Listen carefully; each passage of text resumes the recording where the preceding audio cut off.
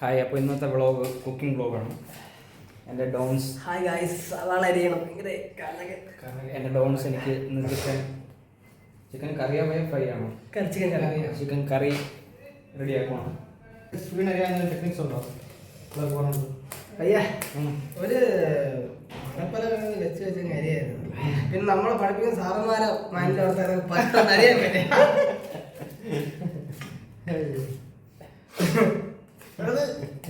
ഡൊച്ചിനോട് പറഞ്ഞത് വളരെ ശരിയാണ്. ചിലരൊക്കെ മാത്രമല്ല 100 സവാളൊക്കെ ഒരുമിച്ച് അങ്ങനെ ഏത് ഡിപ്പാർട്ട്മെന്റ് ആലോചിച്ചാണ് ഈ അരി കണ്ടാൽ ഒറ്റ ഡിപ്പാർട്ട്മെന്റ് എല്ലാവർക്കും ഓർമ്മ വരുള്ളൂ. ഞാൻ വെളിപ്പെടുത്തുന്നത് അത്ര ശരിയല്ലല്ലോ, പക്ഷെ എന്റെ എക്സ്പ്രഷൻ കണ്ടാൽ അറിയാം അത് ഏത് ഡിപ്പാർട്ട്മെന്റ് ആയിരിക്കും.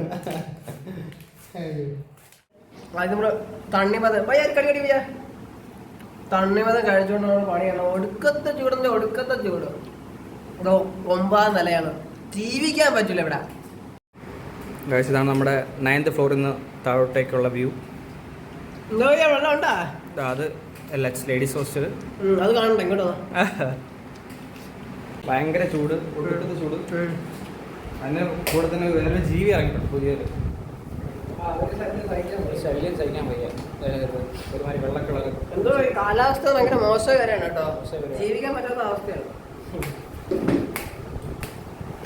ആ ജീവിയുടെ പൊടി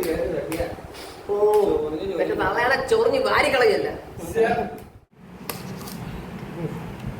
സവാള, തക്കാളി, ഒരു ഉരുളക്കിഴങ്ങ്, 5-6 മുളക്. നമ്മൾ എരിവ് അനുസരിച്ച് വേണം മുളക് എടുക്കാൻ കേട്ടോ. അത് ആരെങ്കിലും എത്തിച്ച് നല്ലതല്ലേ. നമ്മള് ഒരു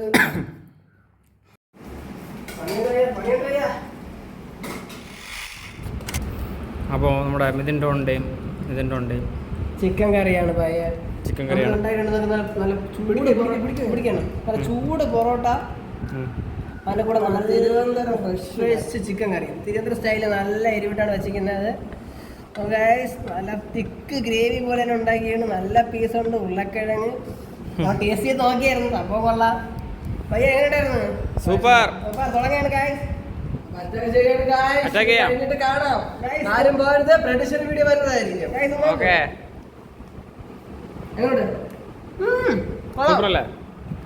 അപ്പോൾ എല്ലാവരും ലൈക്ക്, ഷെയർ, സബ്സ്ക്രൈബ്.